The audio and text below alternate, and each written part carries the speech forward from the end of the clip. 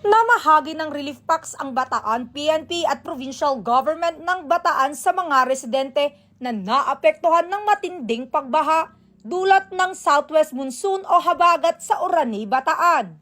Pinangunahan ni Police Colonel Marites A. Salvadora, Provincial Director ng Bataan Police Provincial Office, kasama ang kanyang mga tauhan sa paghahatid ng serbisyo. Mula sa Department of Social Welfare and Development ang ipinamahaging 2,000 relief packs na kung saan personal na pinamunuan ni DSWD Secretary Rex T. Gatchalian kasama ang Bataan PNP at Provincial Government ng Bataan.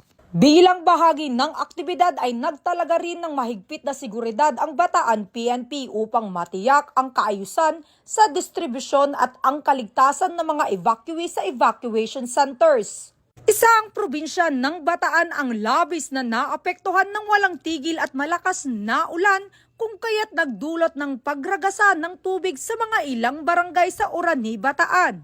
Para sa karagdagang proteksyon ng mga kababaihan at kabataan sa evacuation centers, nagtalaga rin ng Women and Children Protection Desk ang mga otoridad. Patuloy pa rin ang pagbabantay ng Bataan PNP sa ating mga kababayan at alerto sa anumang mga darating na hindi inaasahang sakuna.